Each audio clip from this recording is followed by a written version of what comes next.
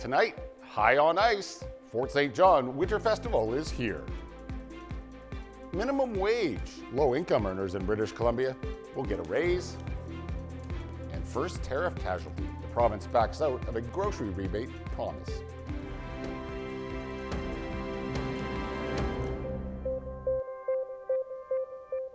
Well, good evening, happy Valentine's Day, and thank you for joining us. And we begin tonight with the kickoff to this year's High on Ice Festival. The annual tradition marking a milestone anniversary has taken over Centennial Park in Fort St. John this weekend. And Jeff Cunha got a sneak peek. Excitement is building as final preparations get underway for the High on Ice Festival, Fort St. John's premier winter event going into its 20th year, and it all kicks off tonight. There's lots of activities going on. Obviously the ice slides are a big draw, but all the other activities that happen this weekend, just an opportunity for the community to come together.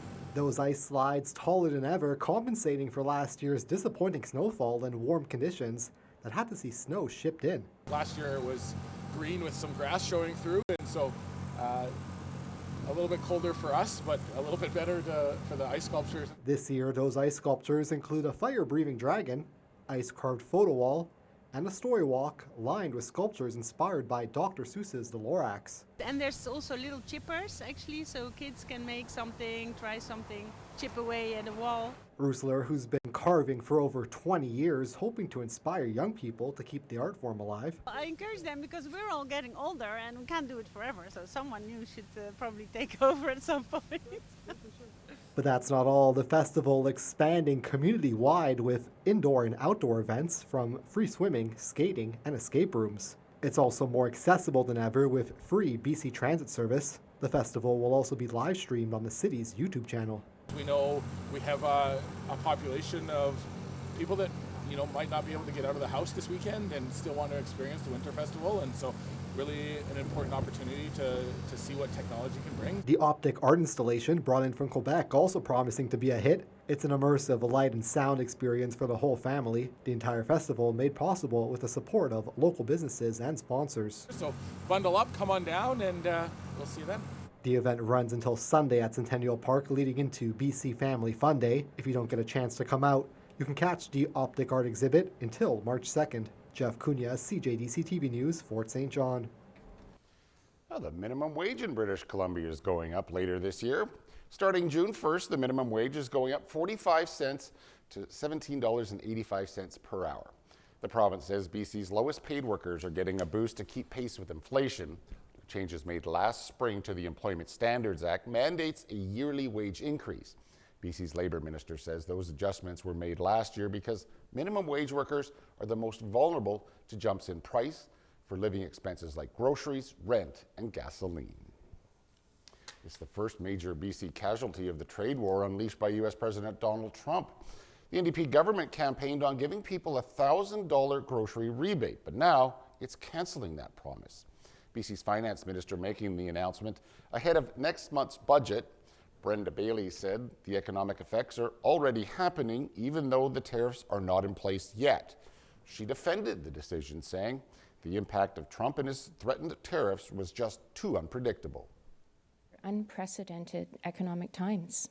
We could never imagine a situation where our closest neighbor has essentially declared economic warfare on Canada. During the election campaign, David Eby said very clearly that people needed help now, not down the road, which is why he made that promise. It's also why we, as the Conservative Party, brought forward their plan around tax relief. Bailey also announced the province is putting in a hiring freeze for all public service workers, except those support core services. And all eyes are on Washington to see exactly how this next phase of the trade war could unfold. As high-level talks take place, every ministry in our province is doing their own work behind the scenes. The legislature doesn't sit till next week, but cabinet ministers and their staffs have been scrambling to shore up alliances in the U.S. while looking for new trade opportunities abroad and within Canada. The Minister of Forests spoke with reporters today from California's capital. He says President Trump's talk of Canada being the 51st state is coloring the tariff discussion. Yet, Ravi Parmar says he believes U.S. tariffs on Canadian softwood lumber could reach as high as 55%. WestJet is reporting a drop in bookings to the U.S. since the tariff threat started. What we have seen, though, since the tariff announcements, that our sales from Canada into the U.S. have actually dropped very significantly. The airline CEO says interest in flying south has dropped by about 25%, and he adds the low-flying loonie is probably another factor behind the falling demand. He made those comments in Calgary today during an announcement on a new repair and testing facility. About 1,200 LifeLab workers throughout the province, including Dawson Creek, could go on strike. The union representing the workers says it has issued a 72-hour strike notice. The BC Government Employees Union says it comes after months of negotiation and LifeLab's refusal to bring wages and benefits in line with the cost of living. LifeLab employees have been without a contract since April of last year. The union says its members voted 98% in favor of strike action back in November. Workers are expected to hold a kickoff rally on Sunday to begin strike action. 3 men are facing charges related to a cross-country human trafficking operation with ties to British Columbia. Alberta police released this video showing officers making an arrest in Red Deer last summer. They say the 2 other men were taken into custody in Edmonton and Montreal. The arrests stem from an investigation launched in 2023. It uncovered a sex trafficking network spanning British Columbia, Alberta, Saskatchewan, and Quebec. Police say it's been operating for more than a decade, and 10 victims have been identified so far. Extreme violence in the past, and they fear for their safety, their family's safety in the future. So no one was willing to come forward to us. So we had to take unique steps in order to make sure we secured the evidence to hopefully secure a conviction in the future. Investigators believe there may be additional victims, and they are asking them to contact the Edmonton Police Department's human trafficking team. One day after Canada appointed a fentanyl czar, the U.S. Customs and Border Protection Agency revealed it seized more than a pound of fentanyl from a package originating here in Canada. U.S. officials said Wednesday the package was recovered in Seattle during a targeted enforcement operation at a shipping facility. Canada has appointed a fentanyl czar this week in response to Donald Trump's concerns about cross-border drug opioid smuggling. Conservative MPs gathered on Parliament Hill today. It's the first time they've met since a seismic shift in the political landscape. Pierre Poilievre and his caucus strategized around Donald Trump's threat of tariffs and looked to refine their pitch to Canadian voters. Jeremy Charron has more from Ottawa. Sir, are you worried about the polls? No. As Conservative MPs gathered in Ottawa, Is your party losing momentum at all? I don't think so. they faced repeated questions today about their party's latest polling numbers. You guys getting spooked at all by the polls that show in narrowing because of Carney? You still want party losing any momentum? Virtually. All I can say is good morning, folks. Happy to be back. No comments from me today. Several public opinion polls have indicated the Liberals are closing the gap with the Conservatives. The latest Nanos Research survey released this week shows what was a 27-point advantage for the Conservatives just over a month ago has shrunk to just an 8-point lead. Trump wants our jobs. We're going to take other countries' jobs. And Mark Carney is just the man to help him.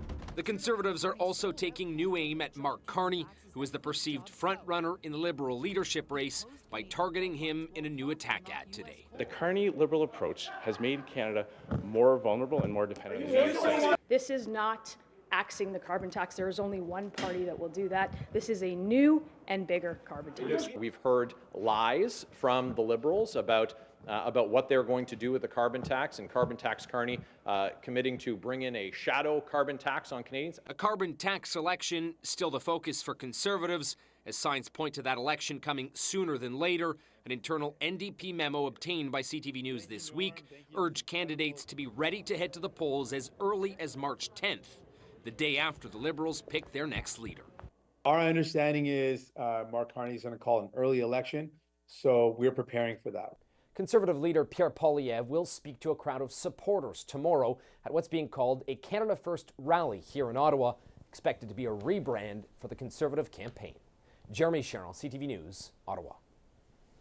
Well, tonight the federal government's GST tax break officially ends. But how much did the tax break impact Canadians and small businesses?